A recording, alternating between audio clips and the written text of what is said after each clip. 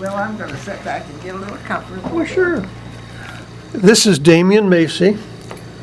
It is December the 1st of 2015, and I am visiting in Terre Haute at the residence of Dorothy Prevo. Dorothy was a long-term resident of Marshall, and I think she's probably got some interesting stories to tell and things that she remembers about Marshall. So with that, we're on, and I'll just introduce you to Dorothy. So Dorothy, you're on. You don't have to hold that. I'll pick it up. Well, it's good to see Damien. I haven't seen him for a good while. Long time.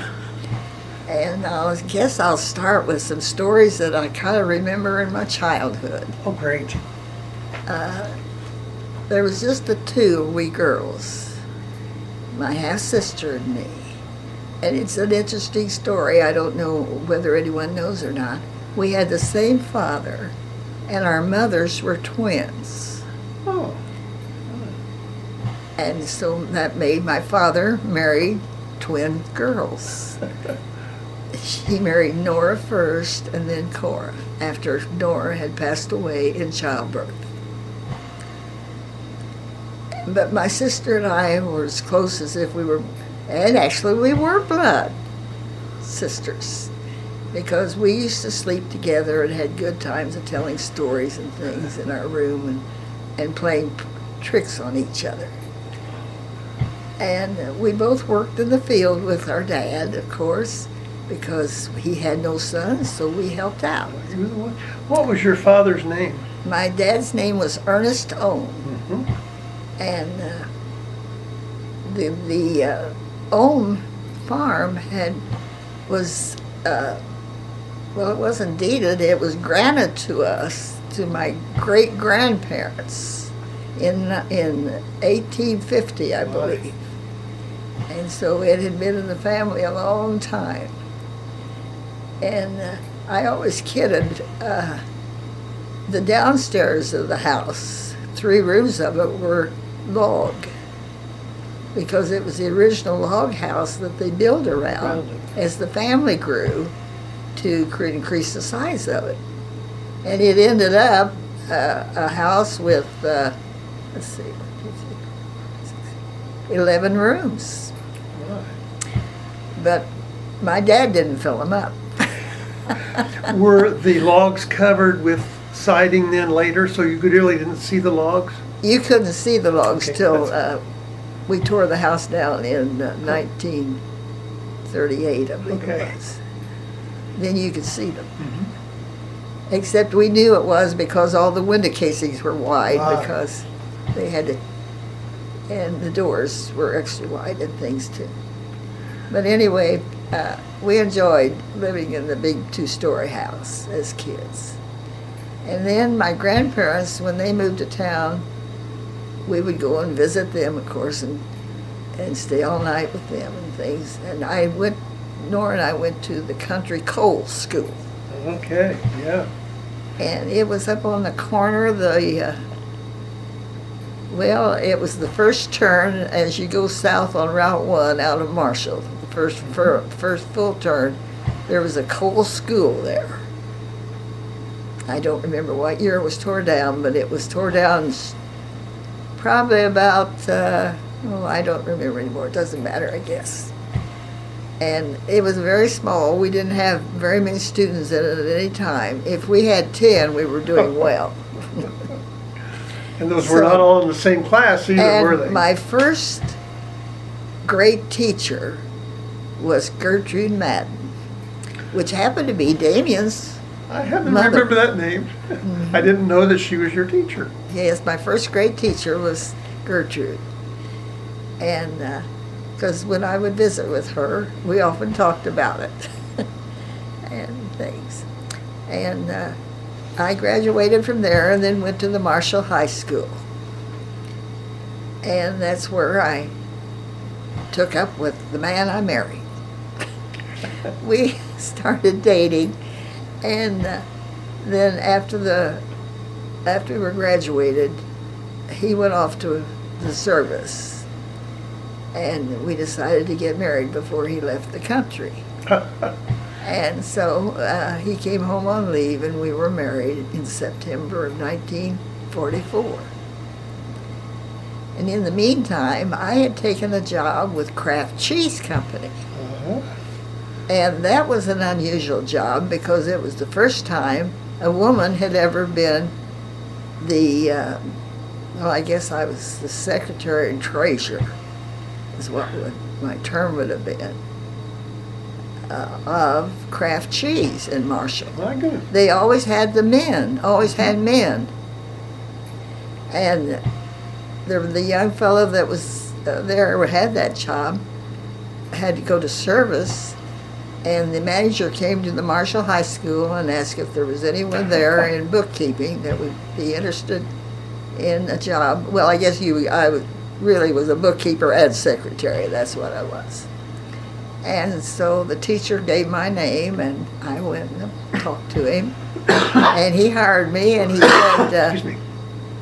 he expected me to do the bookkeeping and be his secretary, and my other job was to pacify the truck drivers that brought the milk in. That was a funny job. They always came in with something on their minds, and he'd say, "Now, just talk to her and tell her what's on your mind, and she'll straighten you out." Well, I don't remember whether you would know any of those people, but there was an old Sanders family that hauled milk. And what I mean by hauling milk, this is something too that'll be new for this. They had truck drivers that went around all over the county and picked up the cans of milk the morning the farmers had milked and brought it into Kraft Cheese. And there was about 6 drivers. And they came in every day with their loads of milk and would dump it in their vats and come into the office then with their problems. And so this one guy always had his wife with him, and sometimes some of the boys. But usually he always had his wife with him, and he called her Mama. Mama's out here. Mama wants to come in. I said, well, bring Mama in. So Mama come in, so we carried on conversation with Mama Sanders. So they got acquainted, I got acquainted with all the drivers that way. And then I worked there a year and a half. And the next spring, my dad said to me, he said, if you'll come home and give up your job and come home and help me get the crops in and get the crops out, he said, I'll pay you what you're making at Kraft Cheese. Wow. Because Dad had always hired, his hired hands were neighbor boys, and they were all called to service. So he had no help. And so he said, we need to plant everything we can because the Roosevelt wants all the food we can produce. Sure. So I talked to my boss, and I said, now, I think there's a girl out of school that would be glad to have my job.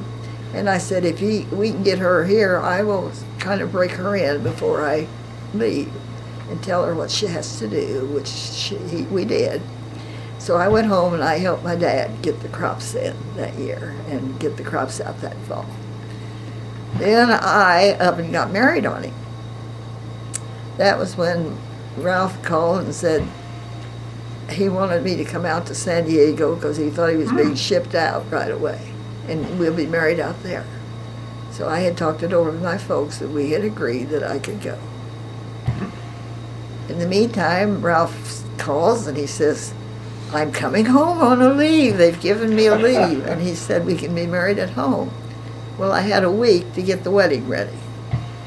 That's kind of short order. It was kind of short orders. So I said, well, there's no point in planning a big wedding, that's for sure. So I just had the immediate family was there. Her mom was there, and I was hoping she'd bring my little niece because she was just a baby. And when she came, she didn't have the oldest girl, and I said, how come you didn't bring Kay? She said, well, I couldn't bring Kay and not bring Sue, and that little squaw Sue, I wasn't going to bring her to the wedding. At that time, Sue was Well, you was about 6 months old, and so she was crying quite a bit. So she didn't come to the wedding.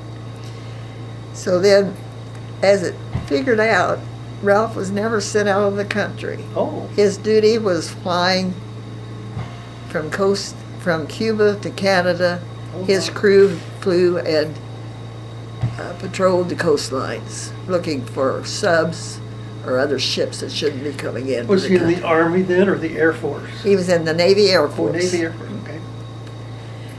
Then, after the war, we came back to Marshall, and his dad wanted him to come into the business with him. And Ralph had kind of thought he might take some college courses too, but he never, because he could get on the GI Bill. He'd always thought he wanted to go to Ball State, but we decided that was out of it. If he was going to work with his dad, that would be, he couldn't live in Marshall and go there. So anyway, by that time we had started a family too. And we had a little boy, Stephen, and so we just stayed in Marshall, and he worked with his dad all those years. And I didn't do anything for several years then, as far as not working away from home, till, well, it was in 1980s, I think. Our old bookkeeper, which had worked for us for 44 years, decided she'd retire. Who was that? Virginia English. Okay. Worked for us for 44 years, I believe. And so I thought, well, I might just as well take that over. But in the meantime, we did hire Sharon Francis. And so then I just worked part-time, and she worked full-time, and I did most of the financial statements and things like that. And she did the regular bookkeeping. And then I think it was 80 then is when she decided she'd start her family. So I thought there's no point in hiring somebody else. I'll just take over full-time by that time. My boys were all gone, out through school and gone. You knew you had a good boss too, right? Yeah, and I had a good boss. So Ralph and I run the business from then on, and he had taken over, of course, full-time after his dad died. Dorothy, you mentioned the business, but you might mention what kind of business it was. Well, that's another interesting story. Ralph's dad started the business in 1920, and he handled only the Dodge product then. Was and his it was name a Ralph car also? dealership. Was his name Ralph also? Uh-huh. That's what I thought. And he had the car dealership he started in 1920. And then after he died, of course, Chrysler he had joined up with Chrysler, so he handled Chrysler, Dodge, Plymouth, and Jeep. We handled the whole ball of wax. And there was an interesting story that I'll tell that it wasn't about me, but it's something that happened in Marshall, which a lot of Marshall people never knew about. But Ralph's dad, one night late, he heard well, actually, he said it was one of the other businessmen called him, and I can't remember who it was, but they were downtown, and a car had pulled into the garage that was needing, it was broke down, it was needing work. And they called Ralph's dad to see if he would come down and see what he could do for them. When he got down there, the car was in the alley.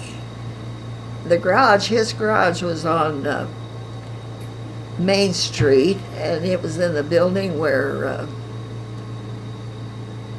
well, it's where the little, I don't know whether it's still, Woodard's Dress Shop was. Mm-hmm. That's where his building was. It was called Hedges later. Uh-huh. And now that's owned by a church. But anyway, that's where his business was.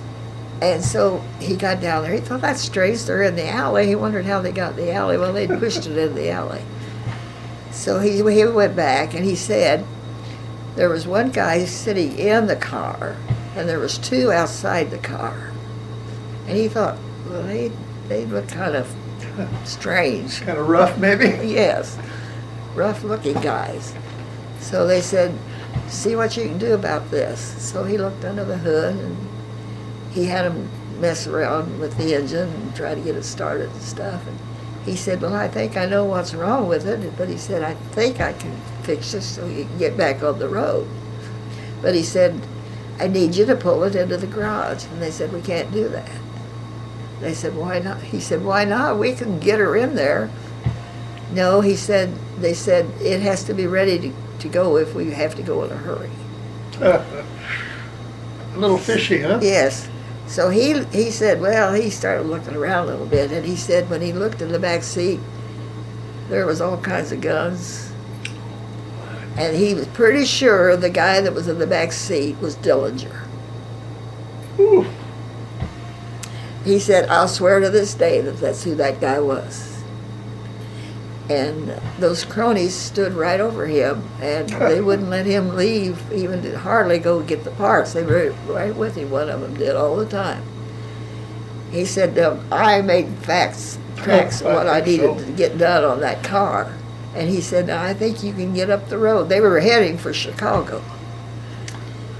And, but he said that the fella that was in the car, he said he was pretty well, he said he had his hat pulled down and everything else. He said, I never really got a good look at him, but he said, I'd swear it was that Dillinger that was in the back seat. And he said there was all kinds of guns and everything in that back seat. Not a group you'd want to cross then, was it? And so they paid him, thanked him for his work. And Do you know what kind of car they had? I never did. I don't remember Was whether it a Chrysler Ralph's dad product? never told me, or if he Okay. did, I don't remember what kind of car it was. And that was one incident. And he said, I really never said anything to anybody because I didn't want him coming Come back back. and shooting me up. Oh, my. You know, he never told the police or anything. Probably wise. But in later years, he told he had told the family when he got back, and then he told that story when his grandkids and stuff was around different times about he worked on Dillinger's car. Now to get back to my story. Anyway, I took Dorothy, you over mentioned the original business was Dodge, Yes. but I remember the company was Chrysler Plymouth. Well, Did you continue or drop the Dodge somewhere in there then? no. See, Dodge was the car brand to begin with. Right. And then Chrysler bought Dodge out. Right. But they kept the name Dodge as well as Chrysler. Mhm. So we had Dodge model cars as well as Chrysler model okay. cars. And then Plymouth was your smaller, cheaper car. Well, it wasn't that much cheaper. You could get them dressed up pretty good, but they were a smaller car than your Chrysler and a cheaper car And to it buy. kind of competed with the Chevrolet and Ford lines too. Yes, didn't it? they would, yes. And I was thinking Pontiac, of course, had several different Right. ones. They had Pontiac and all the kinds. But anyway, there was, the Chrysler brands were all Dodge, Chrysler, and Plymouth. And then Jeep during the war, then they started handling Jeep. After the war, actually. Didn't you have some farm implements also? Yes, Ralph's dad had farm machinery. And we had Case and Massey Ferguson. Okay. And then after Ralph's father died, my husband Ralph then gave up the machinery part because he wasn't interested. You see, Ralph's dad also farmed on the side too. He had a lot of river bottom ground. Okay. And he yeah. rather be down there working than he did running the garage. Shop. But Ralph didn't want the farm machinery, so he gave that up. You had to give up your franchise, is what it amounts to. You had to have a franchise to handle the different brands of products. And so he gave up the franchise, and we just handled the automobiles and trucks. We also had Dodge trucks. I forgot the trucks. I guess I'm dating myself a little bit too, But I remember when you built that building on South 6th Street Yes. and then built a tile addition on the back, kind of a glazed tile. Well, they built the building right after the war. Mhm. In 1946 is the year Okay. they built the building. No, the building was completely built as one big building, but the shop was in the front part, and then the other half of it was where we stored the new vehicles and things. And we had the showroom and the offices, about a third of the building, and the rest was all shop, and then the back half was, it was all glass primarily, with just the wall and glass between it and the shop, actually. But it was one continuous building. And it took up the full length of that block, except for that one small house on the back end. And that house is still there. Yes, Belva Turner owned that house. And Ralph's dad tried to buy that off of her, and she wouldn't sell it. It's looking pretty dilapidated Well, right now. it was dilapidated years ago. I think someone said it was going to be torn down, and I hate to say it because it's an interesting house. Well, anyway, get back to me. So I was trying to think of some other interesting stories that happened when I was in business. Jim Jones.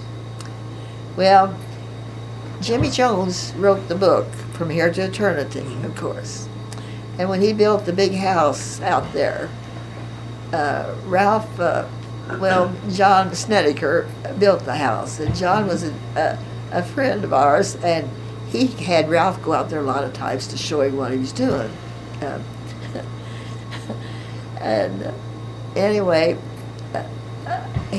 Jimmy moved into it, and he came down to the garage one day and ordered a car.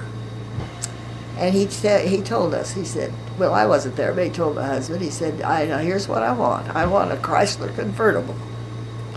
And here's all I want on it. So Ralph sits down and makes out the order and calls the plant, and sure enough, they can add all this stuff he wants on it. So it was quite expensive and quite elaborate, but a red Chrysler convertible. And it also had, it wasn't just a two-seated convertible, it was a four-seated convertible. There was 4 little seats behind the big seats in front. And it was quite in length. I remember that, because it was. So a lot of times when they would work on a car or something, then we would deliver it to the customer after we got finished with it, instead of them picking it up. So I happened to be at the garage today when Jim Jones had brought his car in to get it serviced. And when I mean getting it serviced, he got it lubed and oiled and lubed and all the fluids put on the car. So anyway, Ralph said, why don't you take Jimmy's car home to him? Ooh. So I thought, oh boy. So I didn't take it straight home. I'm sure not. I wouldn't either. I drove all the way through town a couple times, hoping everybody'd see me riding along with the roof down in Jimmy's car. And I remember that car. And that was the only time I ever drove it. It was the only time I ever rode in it. So was Jim home when you delivered it then? No, I don't believe he was. Okay. No, I don't believe he was home. Come to know. Oh, shoot. And what's some other stunts that I pulled over the years? Well, I attended a lot of ball games with my boys, raising my boys. They were in all kinds of sports, and I attended a lot of ball games. Dorothy, you mentioned in your family Steve, but you have... We had 4 boys. Steve was the oldest. He was born in 1946. And then we had another little boy in 1947. And I had to name him Ralph, because I didn't name the first one Ralph, and the Prevo family let me know. I don't think I could have come home with the second one if I hadn't if I hadn't named him Ralph, because they wanted another Ralph Prevo to carry on. So, but the reason we hadn't named him Ralph was because my husband didn't want to name him Ralph. He said, "No, that's enough. We don't need another Ralph." Well, finally he gave up. I said, "Well, I think I'm going to have to this one." So he said, "Well, you had him, so you name him what you want to." Great. Then our third son was born in 1950, Clark. And he was named after Ralph's grandfather, Clark Prevo. And then we had a little house. We lived on Ash Street in Marshall. And our family was outgrowing that house. So Ralph said, "I think we'll try to build." He said, "We can find a lot that we like and we can get." He said, "I think we'll just try to build a house." So it was kind of hard for us to decide on a lot. And the reason he kind of ended up with a lot was, let's see, what was his first name? Daly. That was in with the Coles. I can't think of his first name. But anyway, he knew he was looking for a lot, and he more or less talked Ralph into going down and looking at it. And it was right north of the Haggis place there on Route 1, where Elizabeth Haggis lived. And it had belonged to the Haggis, the ground had belonged to the Haggis, and they was needing some money at one time, and the Coles had taken that ground over. And he said, it's a more bigger than just a standard lot. And he said, in fact, you could put 3 houses on it if you wanted to. So we looked at it, and it would give us room for the boys to play and different things, where some lots in town wouldn't be ground for that. It was in an L shape, because part of it was behind the Haggis place, and then some of it was north of the Haggis place on South 6th Street. So we built there in 1952 and moved there in 1952.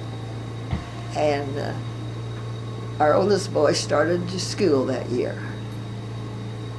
And we lived there, actually we lived there in that place 42 years, I believe. Now wait a minute. We lived there in 52. Yeah, 42 years we lived there, I guess. And by that time, well, we had another boy after we moved there. Which I better mention him, because he's still here with us. John was born in 1960, our fourth son. And of course there's a lot of stories I can tell, but I don't think I need to put those out about things that happened in the family over the years. The boys were awfully good boys, and they never got us into trouble, but they were mischievous boys. If there ever was mischievous boys. Surely not. And it was like our boys, their dad told them, "You might as well come home and tell us what you've done," because he said, "Somebody's going to come in to the garage and tell us. You might as well tell us before we hear it from someone else." So, of course, that usually happened, that we would hear it from someone else before they finally confessed to things that they'd done. And Ralph usually made them, if it was anything that they can correct on themselves and help out, he made them do it. One of them was Halloween. They had upset some old outhouses. Oh, surely not. And he made, well, they were, it just wasn't my boys, there was a bunch of boys. But I don't think the other boys, folks made them go back and turn up the outhouses and repair them if they damaged them. Oh, But my. Ralph made them do it. And another thing he did, they were mischievous as all get out, and they would lock each other out of the house once in a while, the older boys, just to be ornery. And I was somewhere visiting and I got a phone call, and it was from my third son, and he said, "Mom, Steve's locked us out of the house. He's locked the screen, he won't let us in." I said, "Well, he better, by the time I get home, you tell him." So anyway, when I get home, he hadn't opened the screen, but they had cut the screen to get in. So their dad came home. "Oh, what have you boys been up to?" Well, I said, let them tell you what they've done. So he said, "Okay, boys, get that screen out of the door. Get that door off the hinges. Carry that uptown and get it fixed." And he said, "Carry it to the lumber yard." And he said, "I'll call and tell them that you're coming with it, and they'll have the screen, the wire to put on it. There's Kirchner's And on you that. boys are paying for it, remember?" Oh, yeah. So, anyway, here they go. And they were about, I would say at that age they were maybe 12, 11 and 12, something like that. They marched into town carrying the screen. And so Ralph called the lumberyard. He said, "What I should have done was tell them, charge them about $25 or something, outrageous thing." All they charged those boys was a quarter to fix it. That wasn't much damage at all, was it? He said, "I should have told them, and then they could have just reimbursed me whatever they charged them at that price." Oh, my. But that was things those kids did, and now that we laugh at them, they were funny incidents. And I had a big garden when we moved down there, because this actually was a full lot that was behind us that we had bought too, full-length lot and everything that we didn't build on, but we was going to let the boys play there. Anyway, I put a garden in that, and so Elmer Renner always went around town with his little tractor and plowed gardens and made them ready for people. Elmer came and fixed my garden ground. The florist over there always handled seeds and plants and things, the Shaw florist. So the boys and I said, "Let's walk over to Shaw's and get some plants, and we'll make garden this afternoon and this evening." So we go over there, and I get seeds, and I get tomato plants and pepper plants, and we come back and we make garden, the boys and I. And so the next morning, I thought, I hear a tractor out there. Oh. And Ralph had gone off to work, and the boys, they wasn't, I don't think they were up yet. And I looked down, and there's Elmer out there with his tractor. In the new planted garden? So I run out, and by that time, Elmer's out looking around. And I go out there, and he says, "Dorothy, hey, you've made garden already." I said, "Yes." He said, "I laid awake last night, and it just seemed to me that ground wasn't worked up as good as it could have been." Good word. So he said, "I came back to run the disc to it again." And he said, "I seen your plants." He said, "I'd already made one swipe through it." And he said, "I seen your plants and knew you'd made garden." Oh, God. Well, all he plowed or disc up was a little of the beans and the corn where I'd planted green beans. He was and quite corn. a character. So instead of kind of being in rows, my corn and beans come up every which way. Did they all So- come up? Probably did. I'll be. So you can mix corn and beans together and have succotash. So Yes. I guess I raised succotash that You year, had it right from the garden that way. right in the garden. That was another incident I remember. And I don't know. Dorothy, if Well, I could just okay. kind of back up with a couple questions. You mentioned going to the one-room school, the Cole School. Are there some things you remember about that school? Well, not really. Actually, I can remember every child that went there, and we didn't have too many families in the neighborhood, so it was usually just about three families of kids that would be going to when I went to school. There was a Schweitzer family and the Beeler girls. and Schweitzer's, and just trying to think who was up on the corner.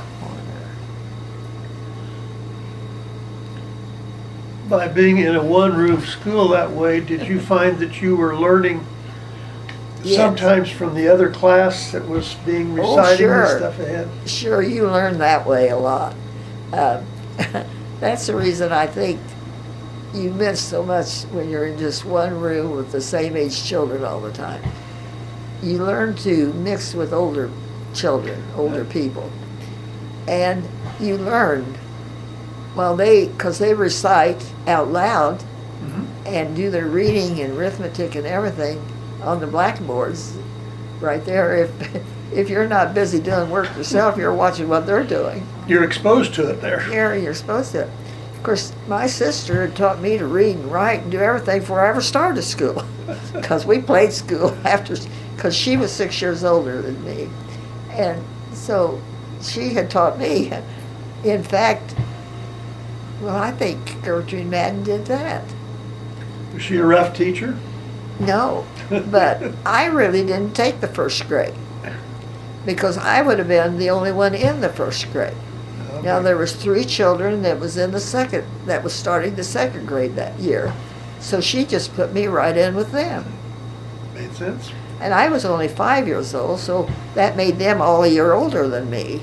And I went through, by the way, of those 4, I went through all 8th grades and all high school with those 4 students. That's unusual too. And you want me to name them? Well, sure. Well, there was Lloyd Schweitzer. His dad was David's, no, that was his grandfather. Everett Schweitzer. Everett Schweitzer was his dad's name. And there was Jane Spots, Oh, yeah. and that was Walker Spots was her father's name. And then there was Eugene Lau, and his father's name was Earl Lau. And then myself. And that was the 4 students that went through school all 12 years together. And when you graduated from grade school, you had to take a final exam. And it was given by the county superintendent of schools. I remember. And you went out to the high school to take that exam. I remember Mother mentioning that. And we had a young teacher, my 8th grade. It was her first year. But she was a good teacher because she prepared us real well for that exam because she knew we would feel awful strange with all those other kids out there taking that test. And so she had more or less, I don't believe she took us out there, but she explained how it would be and everything. And I remember I don't remember just how the others did on the test, but I did real well on the test. I remember that because she really bragged on me. Shouldn't say that, but she did. She said that I did very well on the test. But I said, of course, I was so not really farther ahead than the second grade, but I had had so much schooling actually before I ever got to school by Nora teaching me at home. Well prepared. Yeah. And the reason I started to school early, it was close to 2 miles to walk up there to this Cole school. And they knew that I would be walking that highway by myself at 5 years old. So or at 6 even. So they started me a year early, so I could have at least 2 years to walk with my older sister to school. Because Nora was at least 2 years ahead of me. 2 years, would be out of school in 2 years before I was through. So that's the reason I started so early. And I think that's the reason I was so much younger. In fact, I was almost 2 years younger than the other three that was in the room with me. Do you have any particular memories of the old high school? Well, that old high school building, I was sorry to see that go. Uh-huh. That was to me, that was a beautiful building. It had character. It did, it had character. And I had some of the classes that was on the third floor. And I just loved to run up and down those stairs. I would take off on that third level and hardly hit a step till I was down. I loved to run down those stairs. I don't know why. I'm surprised I didn't break my neck a few times. Did you have a favorite subject that you liked the best? Well, I liked history, and I liked math too. But I guess probably bookkeeping was my favorite subject. Now, I wasn't and typing wasn't bad, but I wasn't, shorthand, I just wasn't any good at shorthand. I could take shorthand, but I wasn't fast at doing it. And I didn't like to take shorthand. But you had to take all of those subjects when you took commercial classes. You took typing, bookkeeping, shorthand. And I guess that was all back then. And I liked those courses. And then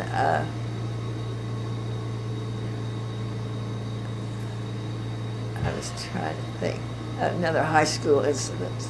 Oh, well, we built the house the house that's on that was mine at the end is not the original big two-story house that I was raised in. My dad in 1938 decided he'd tear that down and build a house. It was getting pretty well. It was built about, I imagine, was built around the log house about in 1880 possibly. I wished I had asked my dad or my aunt if they know exactly what year that house was, the first house was built around the log house. But I don't remember. I should have remembered to ask them things like that, and I didn't. But anyway, the house that is there now doesn't even look like the house that my dad had built, because it has been changed over the years since the property's not in our family anymore. You mentioned your love of bookkeeping and business subjects. Uh-huh. Do you find that maybe is what helped you get that job at Kraft? Yes, yeah, yes. And that's what I did in our business too. I did all the books, and I still enjoy working with the numbers and figures. My son handles my mail and pays my bills when I'm not able to. But I've told him that I want to balance my own checkbooks. I want to handle my own investments and my own finances as long as I'm able to. And so far my mind's held up that I've been able to do that. My eyes are giving out on me till I almost have to I'm give sure up. that's the son that does accounting work too, then, But, right? and so my son, somebody will say something and he'll say, well, just ask Mom, she's her mind's better than mine is anyway. And well, let's see, we got back off the subject, didn't we? Yeah, I know I kind of derailed you, I think, going back to the school things. Mm-hmm. We were kind of talking about the auto business and your work with Chrysler and the franchise and then getting rid of the Oh, okay.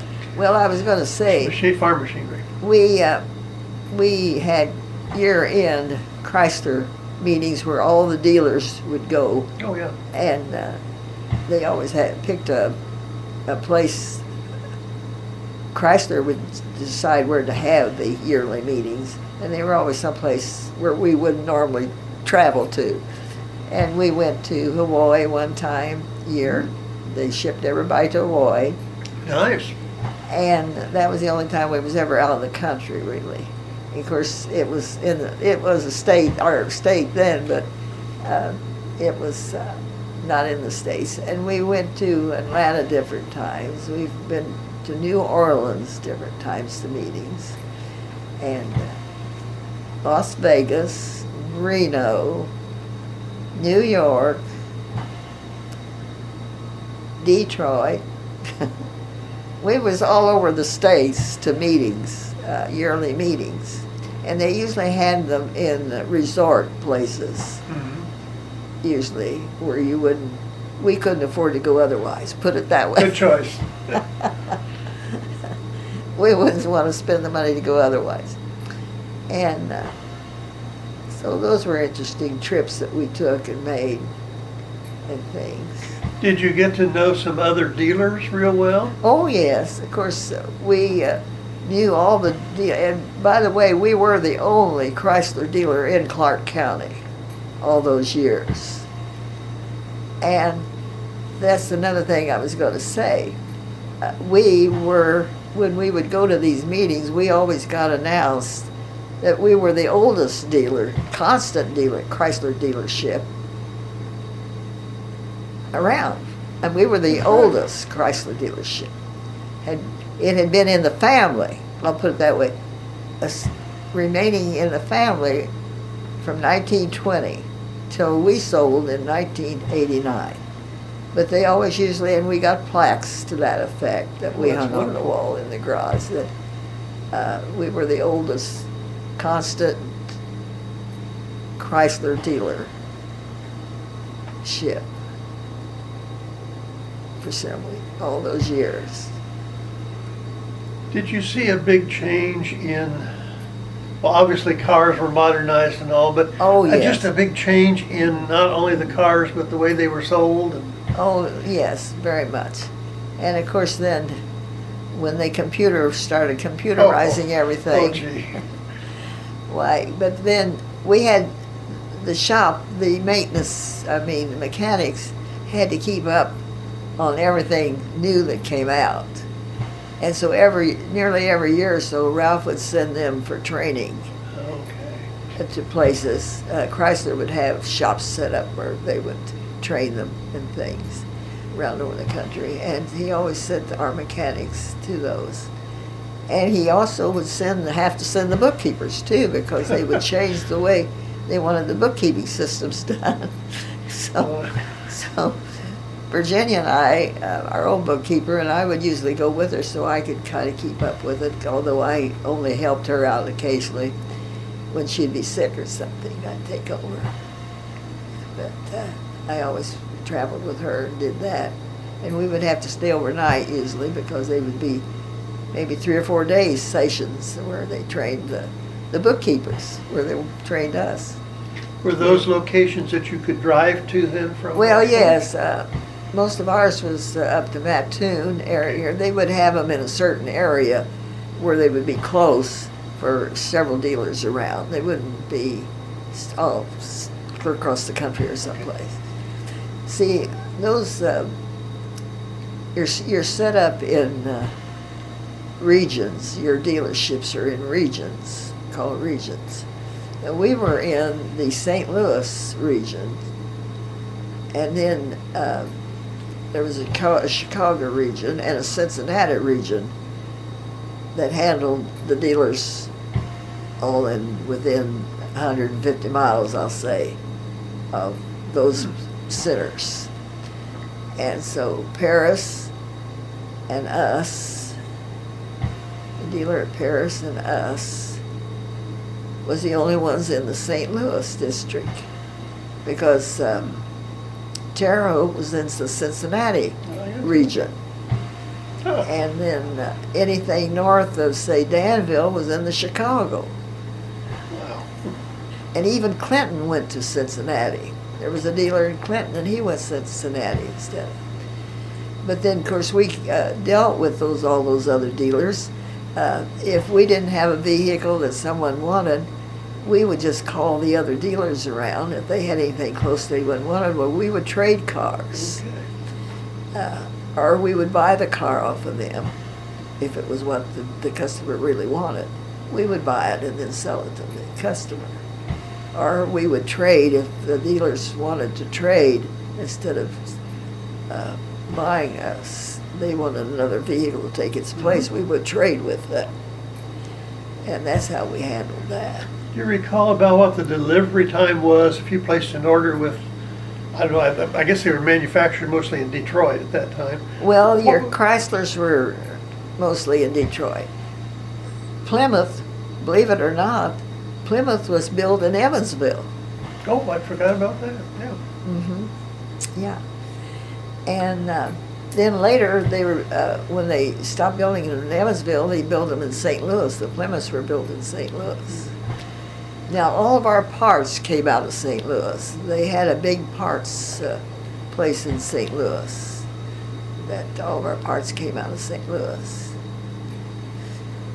Now, So all we had to do was call in parts that we wanted, and overnight, there was trucks came with whatever parts you wanted. And they had a key to the building. They never had to. Really? We never had to go open it up. They would just set them in there for us and take off. Oh, okay. But you could. They delivered them during the night. We never knew when they were coming. They would get out on the road as soon as you had called in your orders. Those trucks took off. When you placed an order for a new car, about how long was it to get that car in? Well, I can't remember just exactly. It all depended. A lot of them depended. Of course, they had stock of vehicles that wherever they were building them too. That if you ordered something and they had it there, it was shipped out within no time at all. But I would say less than a month. I would say. I can't remember exactly. This was another thing. We went to they didn't have the big transport trucks to bring the vehicles to you when we first took over. We went to the factories and picked them up. And we would take the whole family and go. I drove a lot of cars from the factories. Now, I never went too many times to Detroit. And a lot of Chryslers was built in Windsor, Canada. They were built across from Detroit. But Ralph would go to Detroit, and his dad would go to Detroit a lot to pick up cars and stuff. And sometimes, my sister-in-law and little brother-in-law Jim and I and Ralph's dad and maybe Ralph too would take off and go to Evansville to pick up cars. I mean, we wouldn't all go at the same Right. time, but if we needed two or three of us would go. Well, I went with Ralph's dad one time by myself to drive two back. And in fact, I think it was Mary, no, I guess Esther had drove us down there to pick them up. And she took off for home, and Ralph's dad and I started back, and he was following me in case I had any problems. And I'm south of West Union, about 4 or 5 miles. And my car started acting up, and it just quit on me. And I looked, and I thought, well, I've got And gas. this was a new one? This was a new car. Wow. And it just quit on me. And I thought, well, I don't know what's wrong. Of course, Ralph's dad pulled up behind me right away, and my steam started coming out of the hood, and he said, raise it up, and he said, there was no water in this car. And they're supposed to have everything serviced, see, when you pick them up. He said, didn't you see the gauge? Was it getting hot on you? And I said, I really never noticed. He said, well, it wasn't your fault. He said, they hadn't serviced this car. Right. He said, thank goodness I was behind you. And he that's close said, to home, too. Yes, of course, it hadn't been, he said, now, there might have been a little water in that, but there wasn't much. Oh, my. And he said, it's a good thing it quit on you when it did. He said, I hope it didn't hurt the motor any. Well, they tested that motor I don't know how many times and never found it faulty. And I don't even remember who bought the car. But by Ralph's dad being right behind me and me stopping and not trying to go along with it steaming, why, we caught it soon enough that it didn't damage the car. But he said, if you hadn't stopped when you did and drove a little farther, he said you could ruin the motor in that car very easily because it wasn't getting any air or any cool. It wasn't, the cooling system wasn't working. This may be a silly question, but driving from, let's say from St. Louis to Marshall, it's about 150 miles. Yeah. So was that mileage on the car then, and people did not object to? I mean, it was a new car, I realize. Yes. No. You never changed the speedometers on them. I- No, you still sold it as, it wasn't sold as a used car. Right, okay. But I imagine they did dock a little bit on it, the price. I don't know. I'm sure Rouse did, or the people would insist they did, probably. And I know that's not many miles at all on the car. Well, another incident, well, that was a different story to what about me anyway, but anyway, that's what happened to me that time. And then a lot of times we would, if we sold some school buses, which we sold a few school buses, we had to go pick up the bus. Chrysler would build the engine, of course, Dodge built the engines and the cabs, and they would deliver them to the plant where they build the rest of it, Body. the body part. Well, then we have to go pick them up. So most of those were done over in Ohio and Pennsylvania for the to get the cabs and the bodies together. You had, and so when they were ready for us to go get them, Rouse's dad would load a bunch of us up. We'd take off. Well, we didn't drive. We'd go by train or fly. We flew one time to somewhere, well, that was in Pennsylvania, I believe, that time. And so we took all my boys and also took our nephew, Jimmy Forbes, Mary's boy, with us on the plane and flew out there. And we took, I took blankets and pillows. And the boys slept, and Ralph and I drove the bus through from out there. You had a traveling camping expedition. Yes, yeah. And we stopped and got stuff to eat along and things. And had to stop to go to the restrooms too, of course, with those boys. And then one time, Ralph's dad said, the boys have not been on the train, well, you can take the train one time. And we went into Ohio, I think, Lima, Ohio, by train, and drove a bus through that time too. Did you drive the bus some then? I would relieve Ralph once in a while, but I didn't drive too much of the buses. I can't feature that being a very pleasant experience on the Of course, highway. I drove the farm trucks to deliver grain to my dad's farm trucks to deliver the grain and stuff when we do the combining and stuff. So I was used to driving trucks. In fact, I drove a semi once just to prove I could. That was when I worked at Kraft Cheese Company. They made Velveeta cheese at the Kraft plant. And they would send their truck every so often to load up what we had made.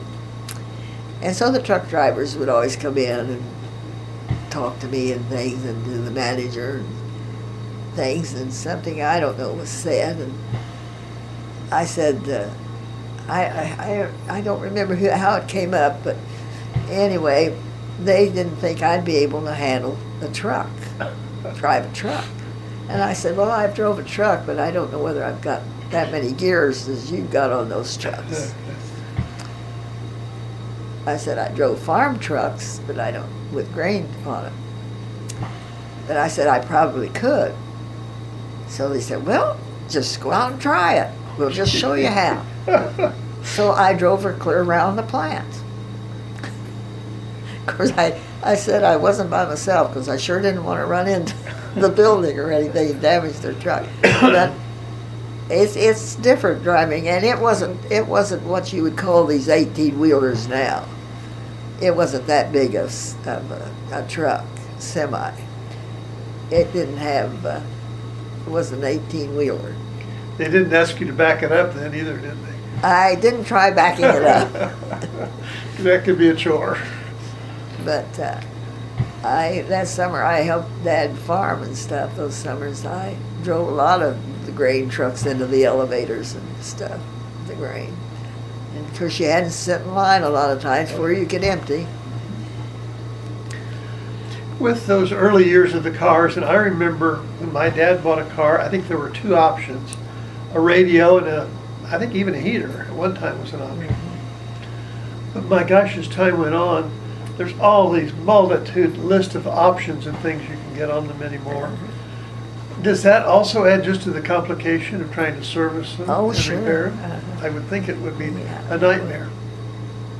And that was one thing Rouse made sure that when he built the garage, he got the doors high enough Okay.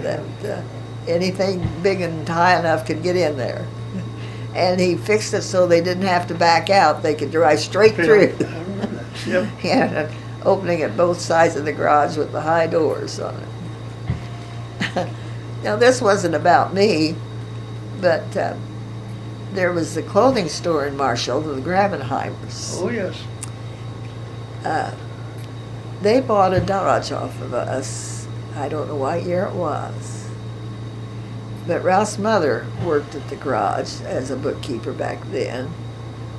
And she taught people to drive sometimes that didn't know how to drive. So the Gravenheimers had bought the car, and there was two of them. There was Ben and what was the other? Ben and Amelia was the... Amelia was the Lady's sister, sister. and Ben, and I can't remember the other's name. But anyway, they said none of them drove. So Amelia wasn't going to learn to drive, but she was going to ride. And it was a touring car, sedan.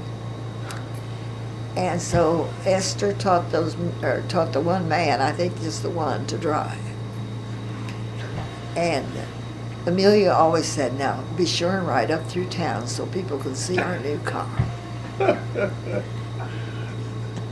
I always got a new set of school clothes in there every fall. Mm-hmm. I remember Amelia and Ben both. They're really characters also. Mm-hmm. But you know,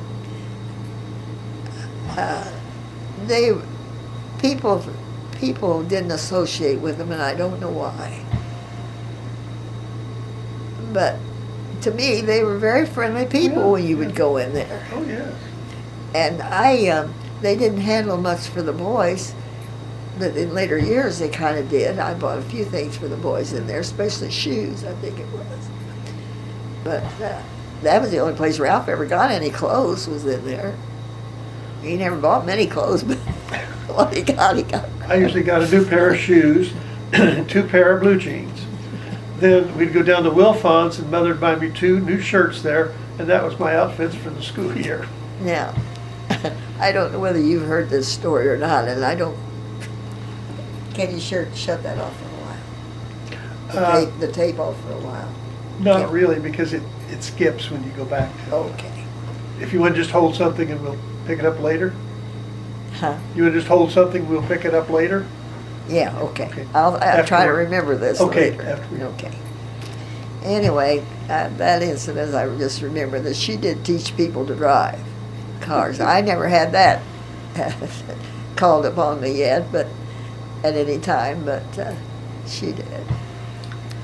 What kind of inventory did you have of new cars at any one time? Well, it was surprising how many we could put in that back building, except we usually kept some along the south side too, but we tried to keep everything under roof if we could. And I would say if we had 25 or 30 on hands at a time, Boy, pretty much. Sometimes I was trying to think, I don't think we ever had too many other than that. that's a lot of dollars tied up in Yeah. moving stock.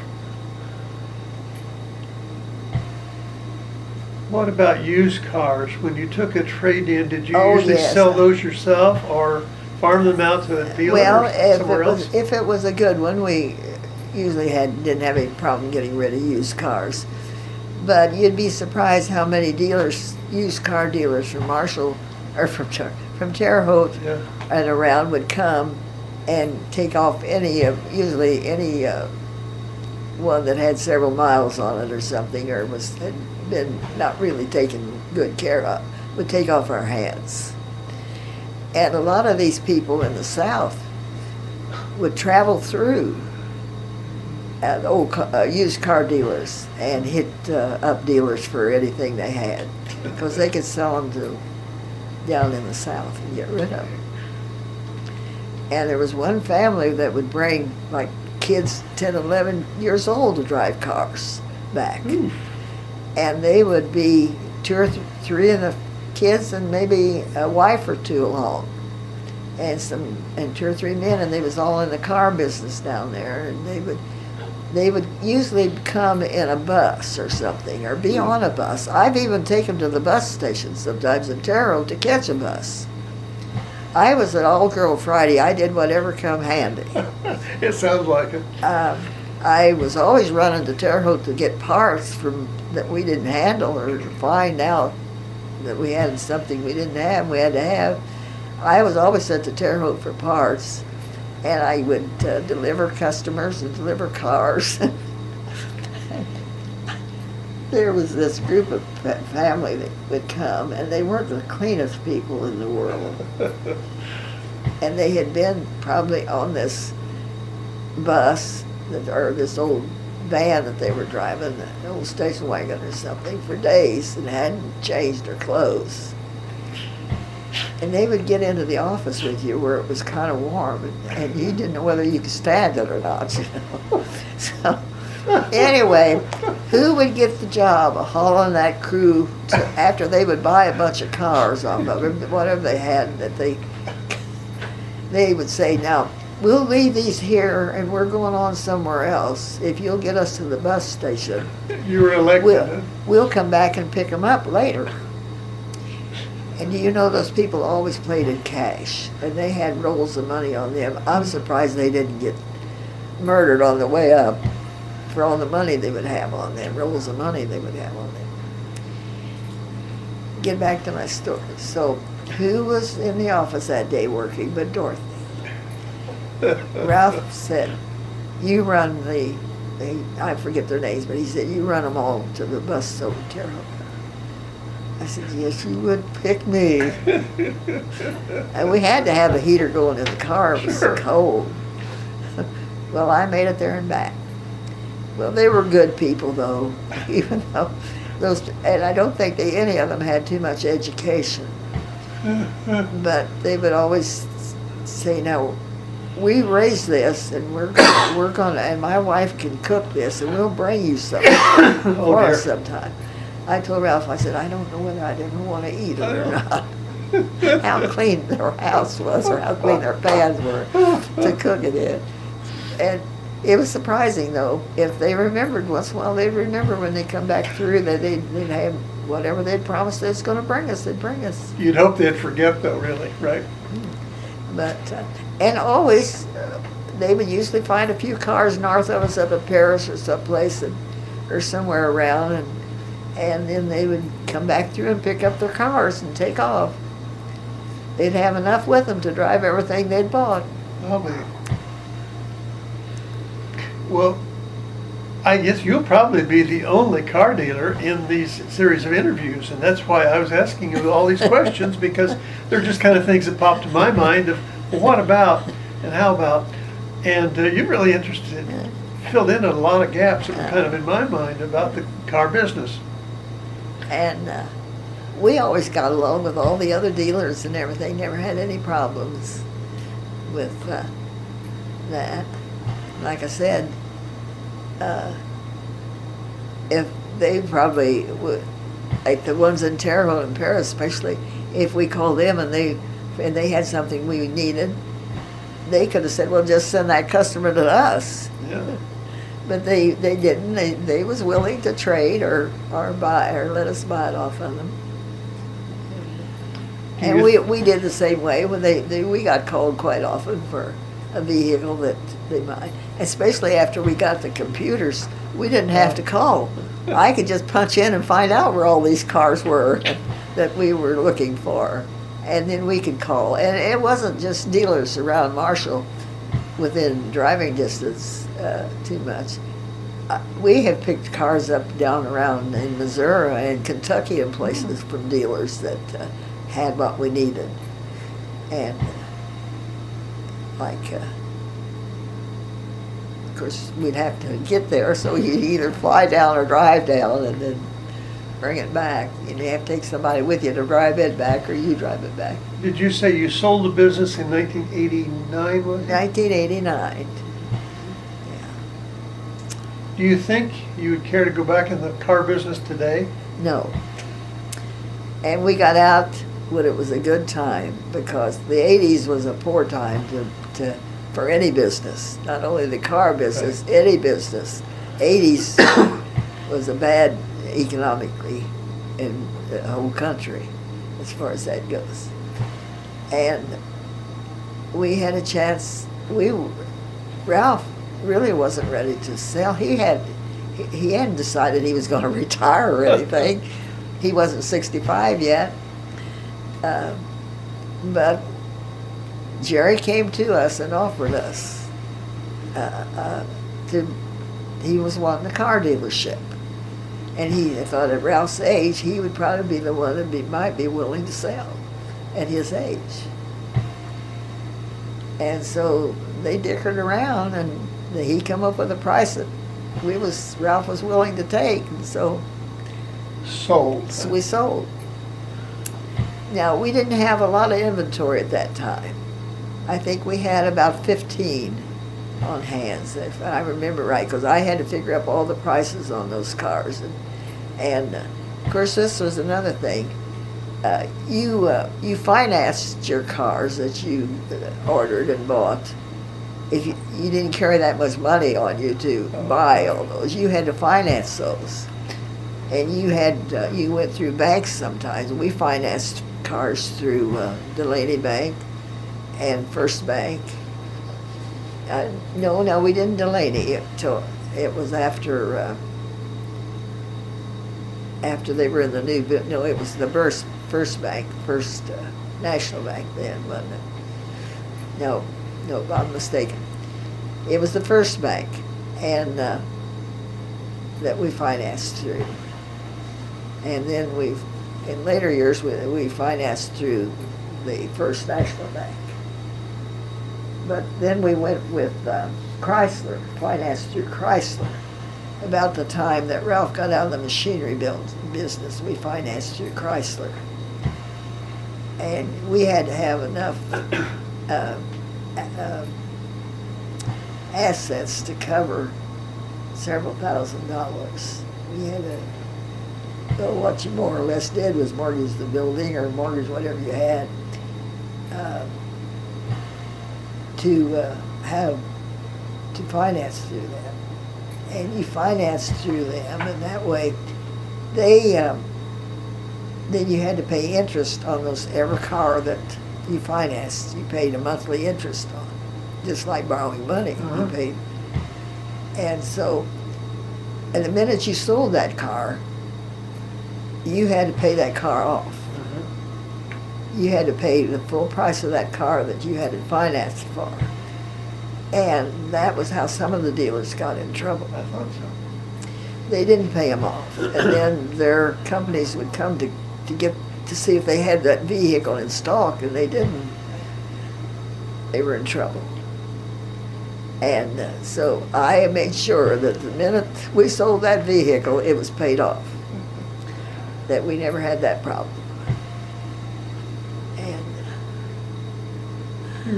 Do you recall, Dorothy, was the transaction to pay off that car by writing a check, or did you wire the money?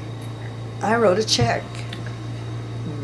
Yeah, because anymore, I think things are needed so fast. Now everything's computerized. Right. You would just do automatic otherwise. cash transfer. Yeah. you just automatic transfer.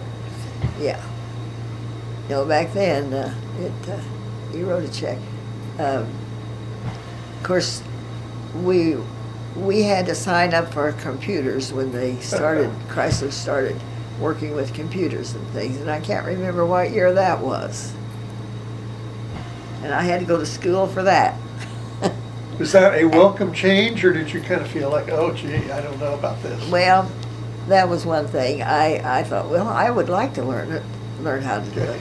So I did. I went to school for it, and then we had to send our mechanics course to school for that too, because there was so much computer stuff on the vehicles anymore that they had to know what to do with it.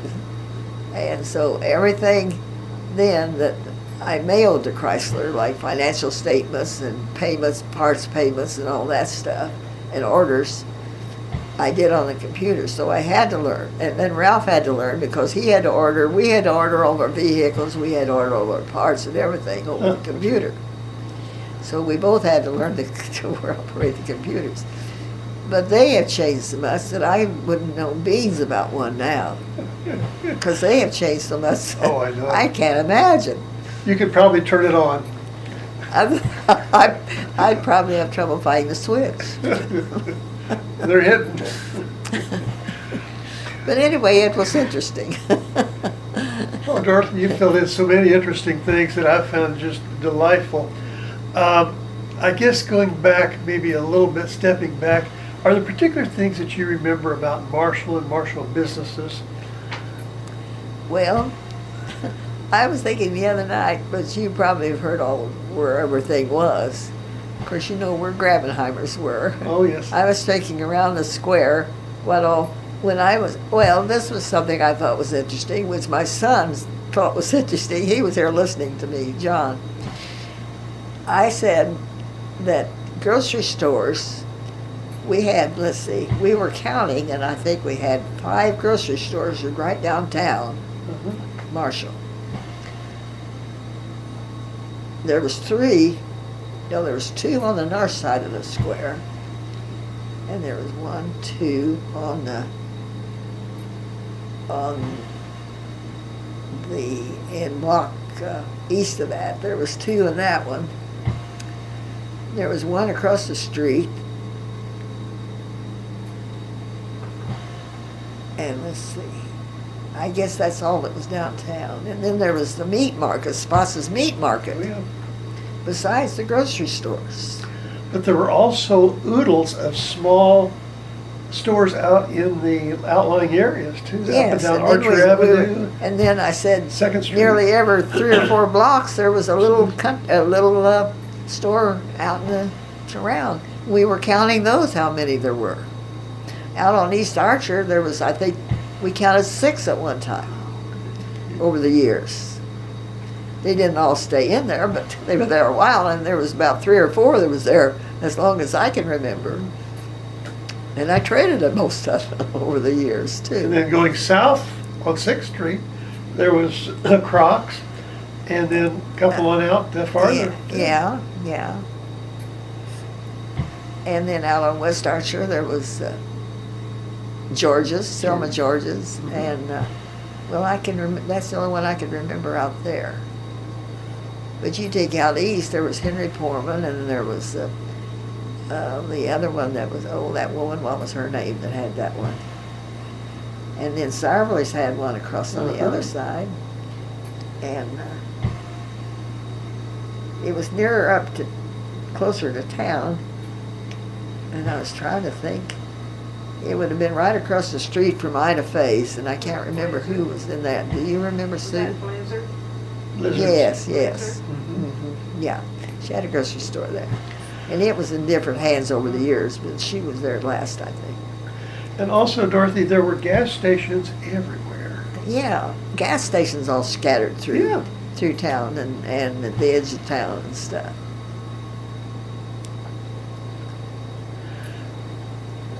So do you think you're saying you would not care to go back to the auto business, obviously. You wouldn't care to go back to some of the other early days in Marshall then either, probably, right?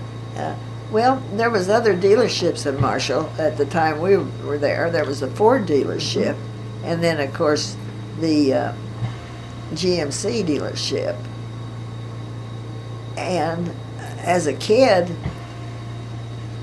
there was a Studebaker Percy dealership. Stanfield had the Studebaker dealership. Well, at the time when I was a kid in school, the Bealers had the Studebaker. And I can't remember the first name of Mr. Studebaker, Mr. Bealer.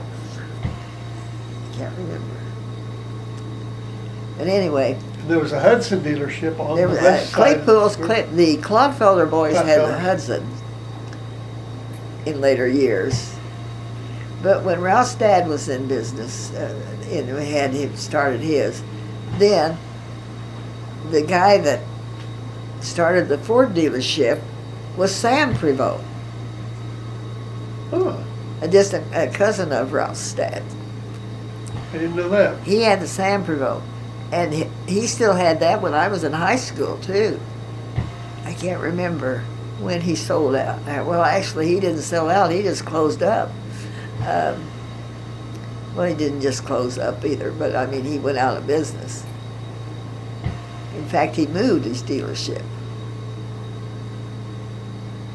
I think he went to Larsville, come to think about it. But anyway, where his dealership was part of the I library. was going to say that was a Ford dealership. At one time, was that his? That was Sam Prevost dealership.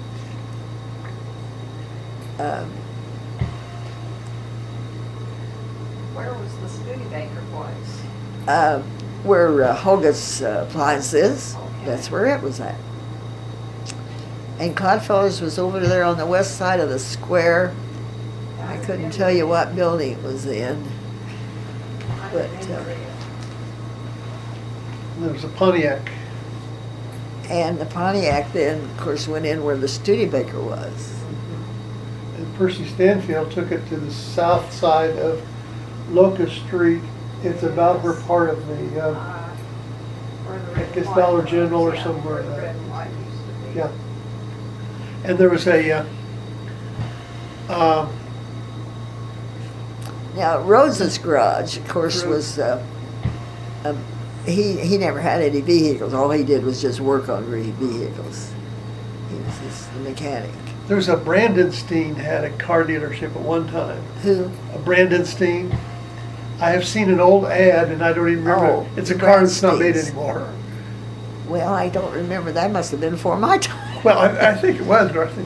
It just was an old, very Of old course, they ad. had a harness shop when I Uh-huh. was a kid. The Bradsteins That's the did. same folks that had the car dealership. And it was there on the corner where Tom's part of Tom's Restaurant. Tom's Restaurant, took that whole half a block.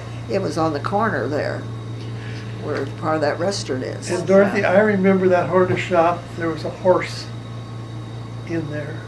And I Yeah. always was fascinated by the Uh-huh, horse. yeah.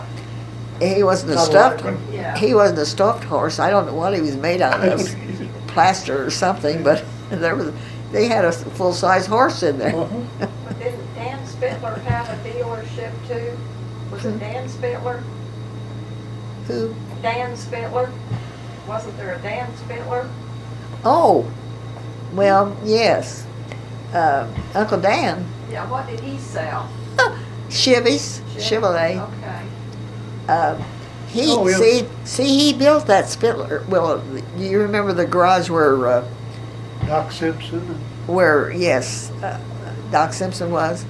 You remember the up over the head of that building, the Spittler name? Yes, I do. Well, that was Uncle Dan Spittler built that building.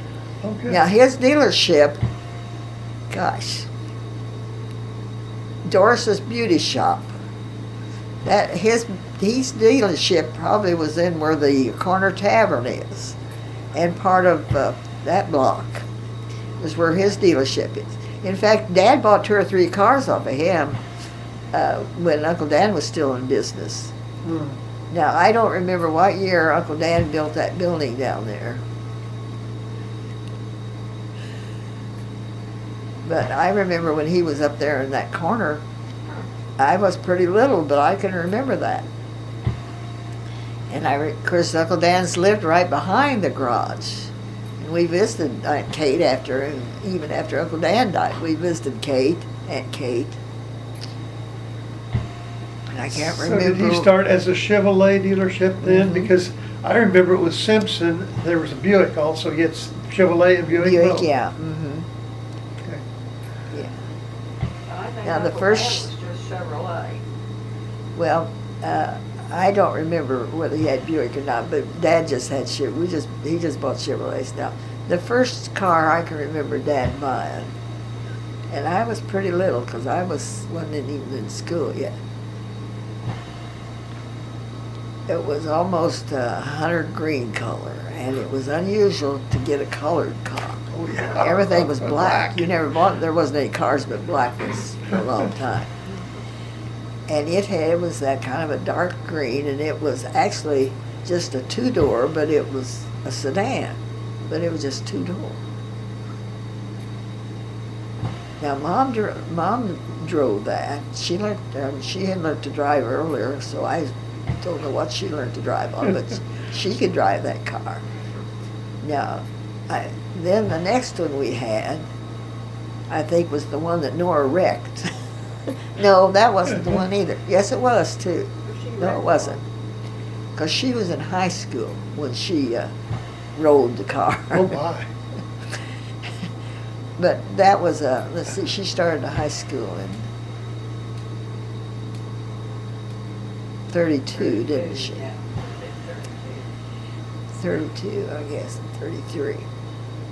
And she drove to high school because there wasn't anybody else to get there unless they took her. And there she got off the edge of the road and, come back on too quickly and hit that pavement and it flipped her. Well, she wasn't hurt at all. And the car wasn't damaged that bad, and the roof was damaged a little on one side. But Dad just, Uncle Dan was still in business. No, he wasn't either. So that was before that he was out of business, because he got that next car off of Simpson's. And it was a 1935. So it must have been 35 when Norma had the wreck. She must have been a junior. Because it was a gray, it was called gunmetal gray. Now it had 4 doors to it.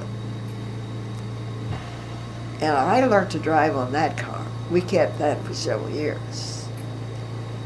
But actually, I learned to drive when I was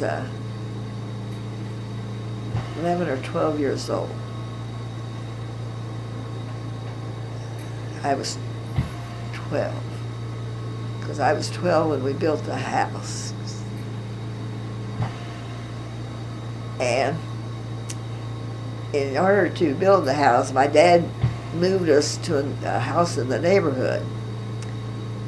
So he tore the house completely down because he wanted to build right where the other house stood. So he had to go back and forth to the farm. So he would need things from the house, and then he'd need things down at the farm. So he called me Kid. He said, "Kid, you get out there in that field with that car, and you learn to drive it." And he said, "You get her stopped before," because he said, "I don't have time to repair any fences." So I get out there, and of course you had gear shifts then, and clutches. But I had watched him enough, and he showed me how to do it. He just didn't turn me loose. But he said, "You just drive around in that field till you feel comfortable driving it, and being able to shift it and use the clutch like you should." So I started to learn to drive pretty early. And when he'd need something, he'd send me after it. And I would have to, or I would have to haul it all back in the car, and stuff. So anyway, I learned to drive when I was pretty young. So when I was in high school then, you had to have a driver's license. And I was driving back and forth in high school part of the time. And so I went to take my driver's license. to get my driver's license, and they said, how much experience have you had of driving?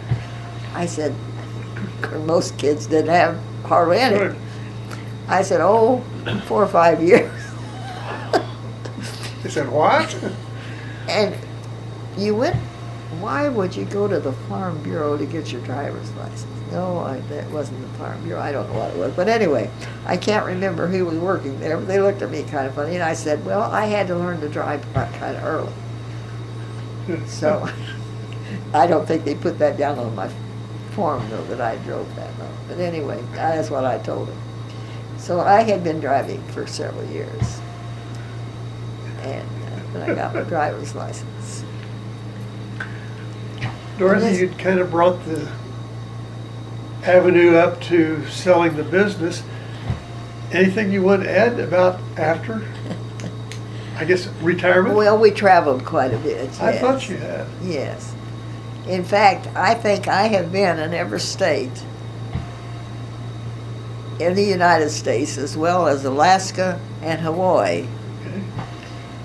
after, over the years, going to the Chrysler meetings. Yeah, that covered a lot of it. That covered a lot of ground by car. And then Ralph and I made several trips. And we had one son, and his family settled on the West Coast. So we drove made 4 trips driving out there and back. The first time we drove out to see them, they had bought a new car off of us. So we had to drive it through. And then we were going to fly home.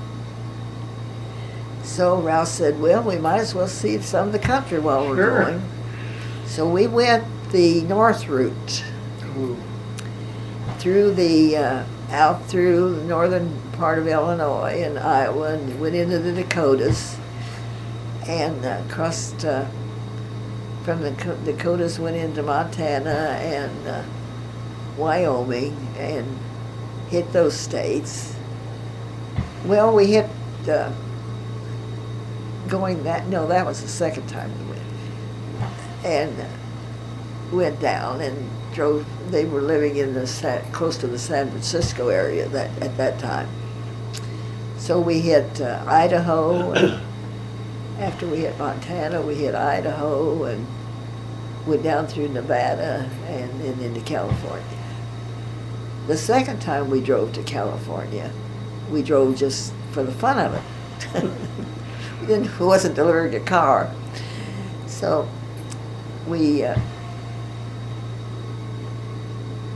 took the southern route that time, and we went across through Missouri and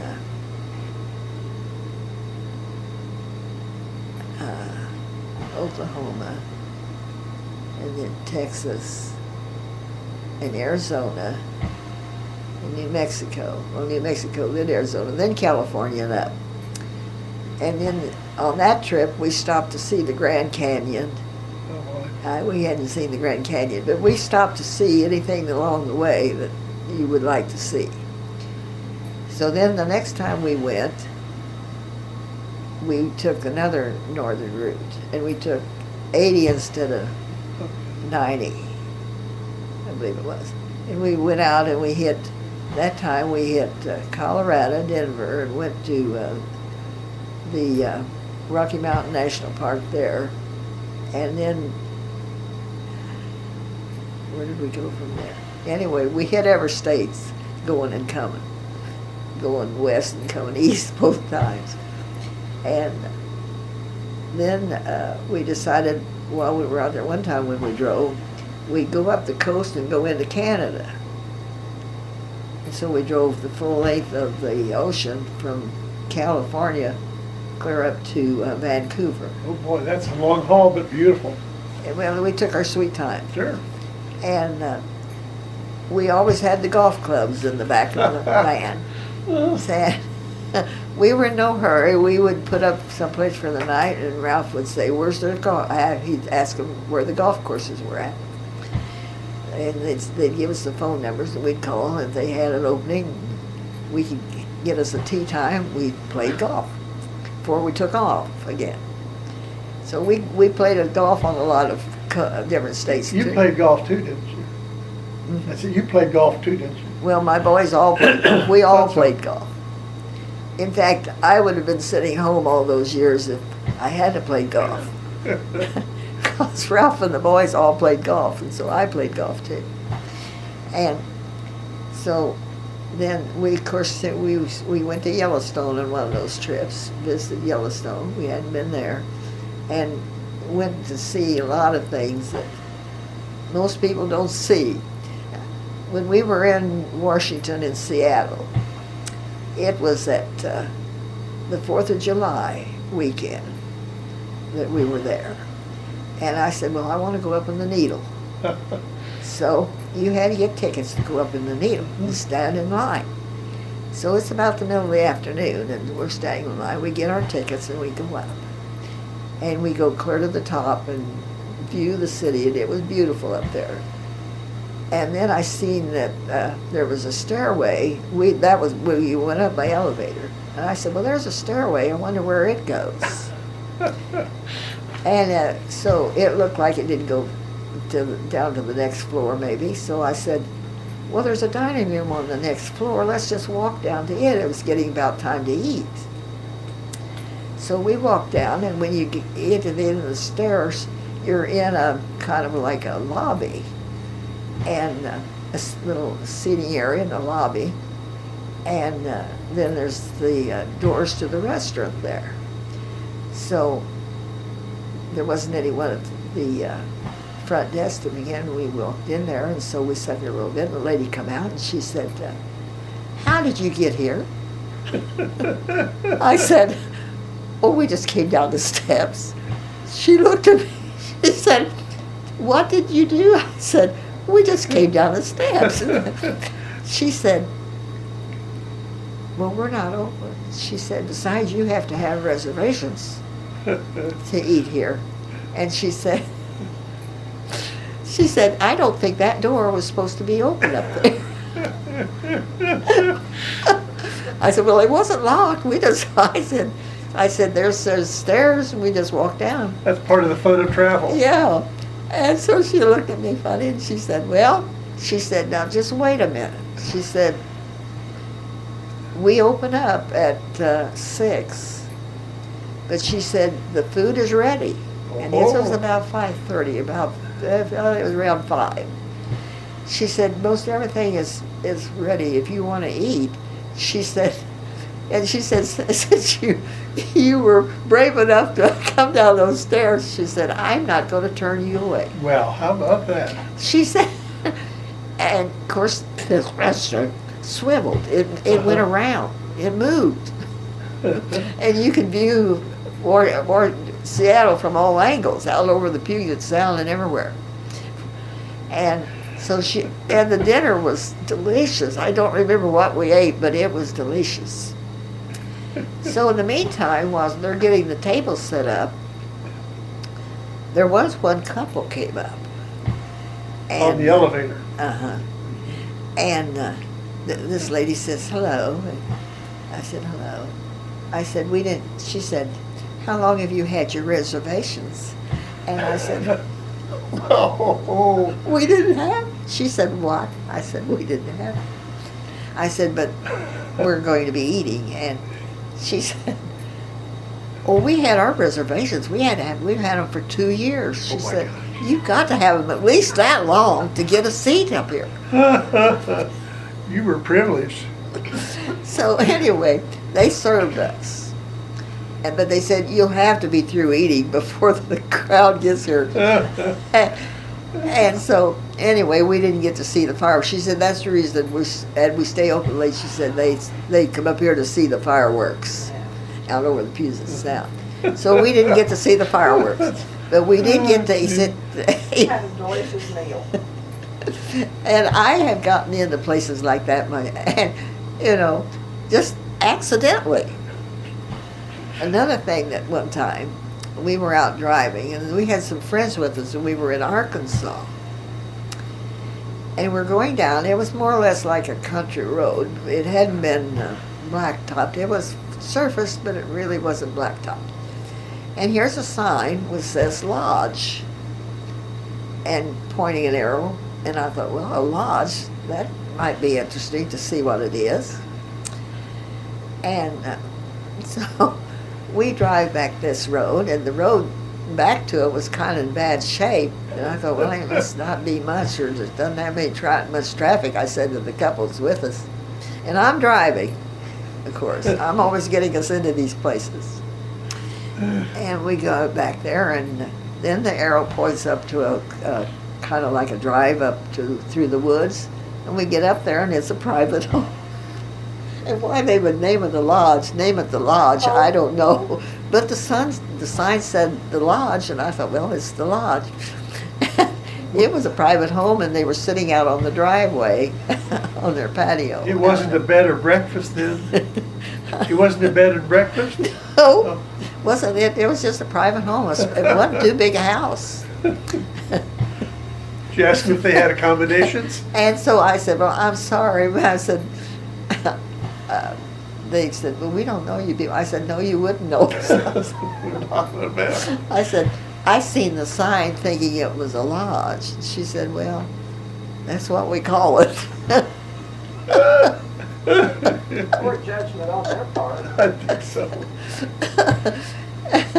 and I'm always getting us into problems like that. And we were driving to Arkansas one time, and I thought, now there's a road. I'm usually the navigator, and our third son was old enough to drive. He was 16, I think, at the time. And I said, Clark, there's a road that I think would cut us across to where we want to go, and it'd be a lot shorter than this road shows to go. And Ralph said, well, we'll try it. So we get on this road, and it is blacktopped, but it's in the mountains in the Ozarks, and you're going this way and this way. Oh. It follows a cow's path, is what it does, around the hills. You never see a straight stretch where you can get up any speed whatsoever. It's just this way, this way. I forget how long it took us to go 25 miles. Too long. And there's no houses on this except just little shanties and log cabins in the mountains there in the Ozarks. And people sitting out on their stoops and their front porches, they're looking at us like, well, nobody ever comes down the road. I wonder where that guy's coming from. That was their entertainment for the day. And I said, well, we got to see country you wouldn't see otherwise. That's right. Oh. Dorothy, there's usually a couple questions that I ask about everyone as we kind of narrow down here. We've all got so many modern conveniences around us and everything. Is there something that you'd say, I just couldn't live without that? You what? I didn't hear what you Some said. modern convenience. Uh-huh. Is there something you say, I really couldn't live without having that modern convenience? Oh, well, of course, we didn't have electricity till we built the house at 38 because no other, they wouldn't run any lines into just one house. The electric company wouldn't.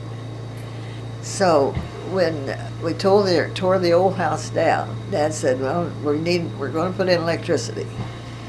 So he had to put in his own line. He had to put up his own poles and everything and build his own line in.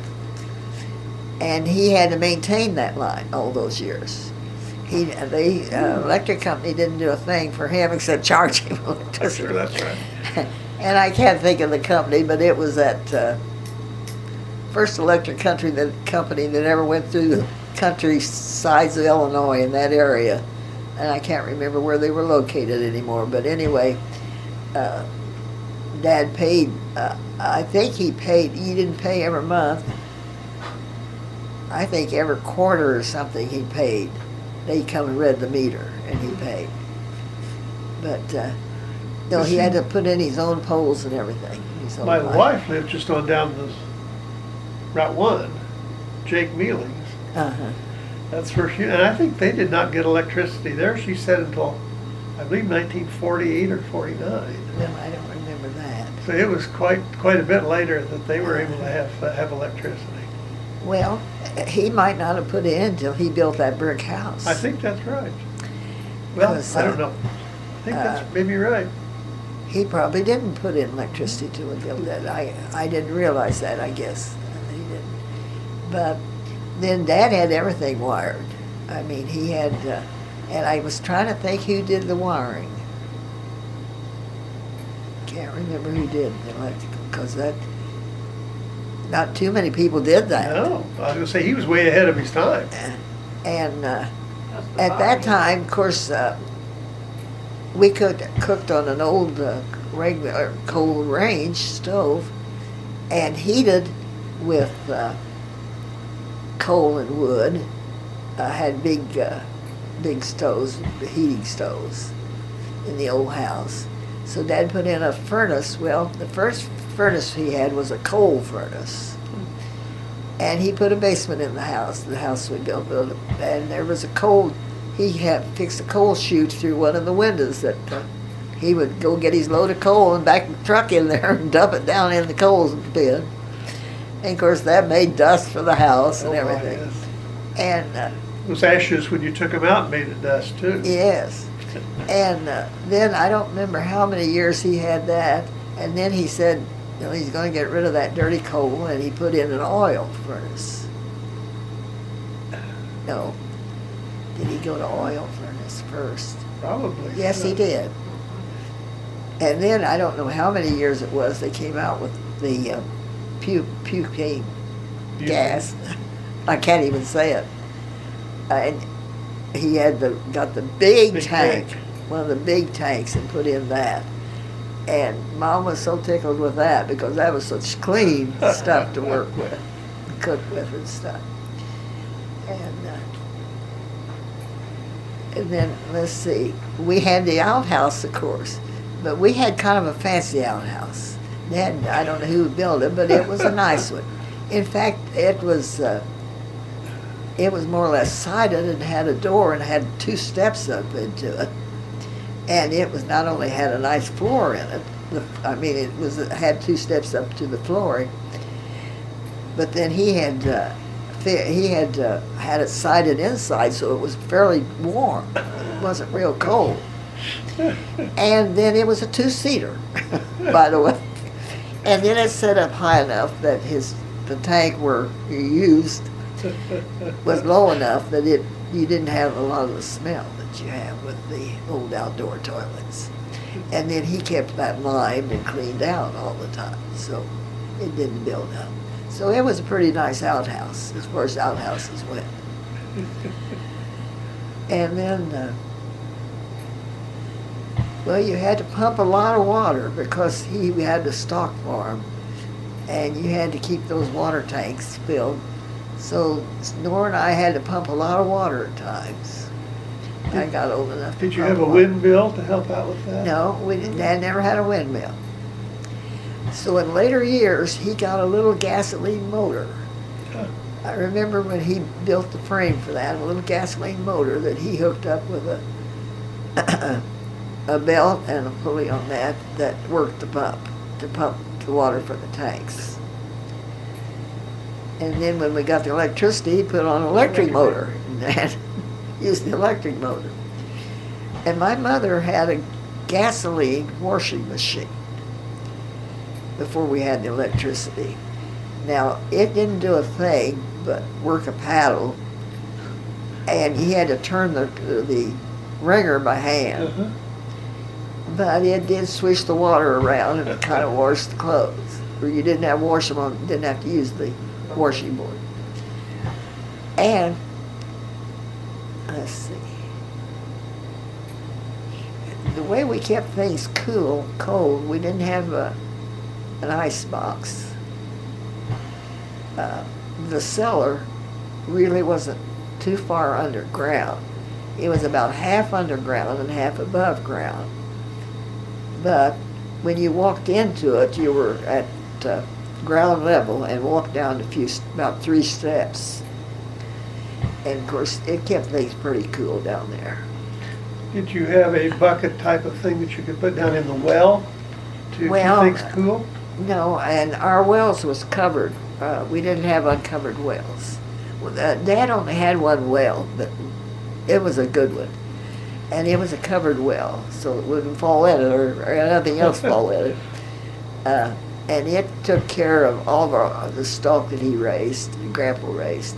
And he also furnished a lot of water to the farmers around over the summers that would go, their wells would go dry. Mhm.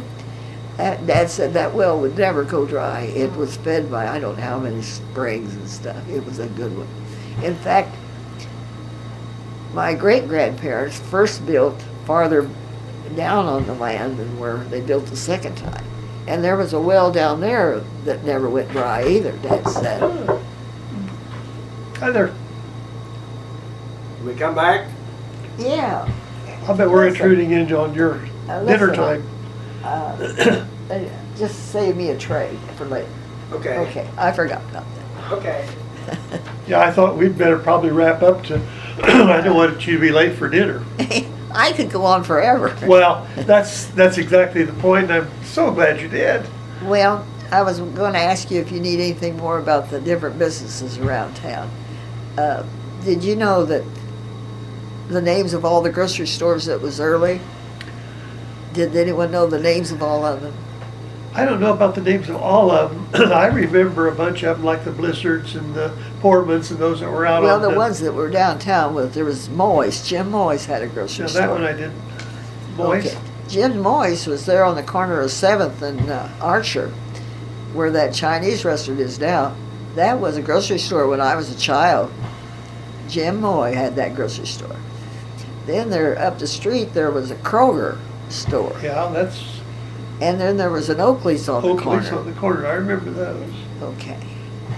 Then down in the next block, there was Lou Dolls Mhm. and Mealings. Mhm. And then Hornbrooks had one on the south side of Archer. Did you get Hornbrooks That one I downtown? forgot, yeah. Those were the ones that were on Main Street right there. Now, at the same time that all those grocery stores was in Marshall, I think we had 2 or 3 drugstores on Main Street. Uh-huh. I remember There's the Kiefer's. City Drugstore and there was Kiefer's Drugstore. And then a drugstore went in where the Moy's grocery store was. It is now 5 o'clock. That was a grocery, that was a drugstore after Moy's left Marshall, and there wasn't any grocery store there anymore. And the first people that had it were the name of Morris. And then Benson's had it after I that. remember Benson's. Uh-huh. Benson's had it after that. And then evidently, the dime store went in there, but in there someplace or other, didn't we figure that Chapman's had a Bonnie's? Aunt Bonnie had the dime store there at one time, but that was Floyd White. Floyd and Aunt Bonnie had a dime store. Oh yeah, the Whites had the, but I can't think. Maybe it was in there before the drugstore came. I don't know. I think Paul Martin bought Benson's, didn't he? I and think then he moved bought it their, down. their business out, yeah. And then moved it down. And moved to the it east. down to where it is. Yeah. Yeah. Because Benson's were in there when Ralph and I was first married and back to Marshall. And I remember the Mecca Cafe. And then, of course, I didn't tell you all the incidents that happened when I traveled with my husband during the war. I traveled with him from base to base. I had some incidents that happened that they weren't too interesting. Except once on the train, the trains, they dug them out of the graveyards, they said, and put them on the tracks because they were needing so many trains, cars. All the soldiers back and forth across the country and their wives. And they had put this one on that the old seats turned, swiveled. One way and then And the they other. didn't swivel, they turned. So if you were going one distance, you were facing that way. If you're going the other distance, they just switched the back seat. seat over. So I get on this one train, and it's one of those. And there was not too many on that car. There was 2 or 3 other soldiers on there, and I don't remember a couple other older people. And it was during the night, and I couldn't stretch out, but I could practically lay down on one seat, and I had kind of dozed off to sleep, and one of the soldiers shook my shoulder, and he said, "Lady," he said, "they put on some cars that have got some decent seats on them in Evansville," I think he said. He said, "We saved you a seat up there," because he said they're filling up fast. So I get up and wake up, and I get my suitcase, and I go up there, and he points to the seat where it's at, and there's a young sailor sitting there in the other seat. And I walk up to it and start to sit down, and he says, "I'm sorry, but I'm saving that for a lady." And I said, "Well, I'm the lady." Okay. So we laughed about that, he and I. Oh, my. Dorothy, this has been an absolute delight, and I sure appreciate you taking the time out. of Well, your I tell day to you, do I this. think I had so many incidents that happened to me over the years. Of course, I didn't tell you that we lost the one son in '76 in a car accident. But I've had so many incidents that happened. They're funny incidents in a way that I don't know whether I would do those things again or not. I think I'd have better sense. I don't know. But they would turn out to be funny in the long run. Well, as I said earlier, this is a part of our oral history, and it's not for necessarily for someone who... I hope you'll edit that and break it down. We'll print all of that. Oh, well, it will go in print sometime, but oral, it can be listened to first. But you know, it's for really the future, for someone to listen to next week, and they'll say, "Gee, I didn't know that about Dorothy." But I have enjoyed this so much, and just want to appreciate your time. And of course, then we was getting back on the businesses in Marshall years ago. They had what they called dry goods. I can't even think. I've lost my voice. Dry yard business. What am I trying to say? Dry goods. Dry goods. That's what I'm trying to say. Dry good business. And I think we had 2 or 3 of those. Mhm. There was Castiles, was one. And then, of course, B.F. Johnson had what he more or less had a department store. And he carried yard goods. And there was another one. And it was Ralph Geckler had a store at one time, but I'm not sure if he had yard goods or not. well, later years, of course, Percy Stanfield had every kind of business. Oh, yeah. Percy had the yard goods too in later years, but that was after, I'm talking about my high school and grade school years. Later years, Percy had the clothing store and the yard goods and stuff. And we really didn't have any women's clothing stores till Joyce Murphy started that one, I think, That's right. primarily. She bought the Hedges, what was Hedges' store. They're Well, next yes. To, But someone she had had it somewhere else before that. Yeah, there was someone before Hedges, but they weren't there very long.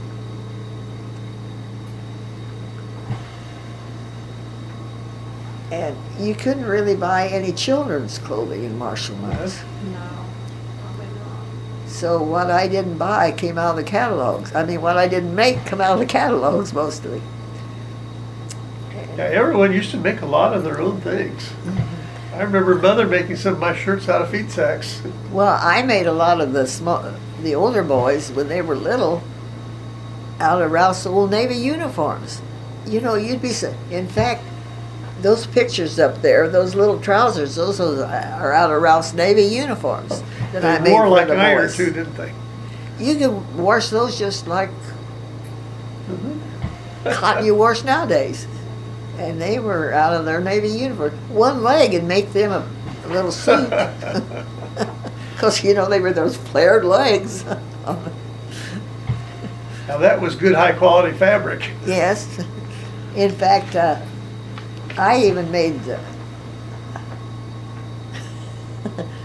I made them little jackets and little caps to go with those. And that was, I did odd things. We had neighbors up on the corner that had a picnic table. And Jillian looked out one day, and I don't remember if it was Steve or Ralph. It had to be Ralph, probably. Standing on the picnic table, measuring him. I was working on him something or other. And she said, "What are you doing with that child up on that table?" I said, I'm trying to get him to stand still and measure him. I needed to measure him. I was making him something. I made all their little boxer shorts and summer clothes. I never bought anything. Well, Dorothy, we'd better let you get to dinner. I I don't want to defer your meal. I tell you, Damien, I've been over here starting my 8th year. Is it? Okay. I've told different ones I wouldn't be alive if I hadn't moved here.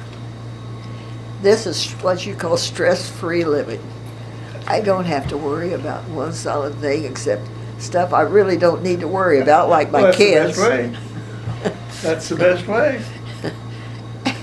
Because everything's taken care of for me, and I eat well. The help is just wonderful to everybody around here. That's great. And I said, "You're foolish not to go to someplace like this if you can. Because my health went 100% better after I came here. Yes, it has been. And my mind has stayed good, but there's a lot of people here that their minds are..." Well, yeah. But I mean, just some of the things and the reminiscing we've done, obviously that mind's pretty sharp yet, and I'm delighted it is. Oh, yes. Now, I can remember things, you know. Sometimes I can't remember names, and sometimes days, years, I have to stop Welcome and to think, the now, club. what year was that? Welcome to the club. But it's been a delight, and I sure appreciate it. Well, how's Eleanor doing? Is she Just real well. is she still volunteering a lot of things? Less and less Less and and less. She's Well, been you see, walking with the... I grew up with the Mealing kids. I know you did. Because I was older than them. Her- Is John still living? Yes, But but he's at Burnside. Well, I know he's been there for years And, now. yeah, not doing real well. He's not doing. No. Some days, just great. You can talk to him. It's here. I'll turn this off. And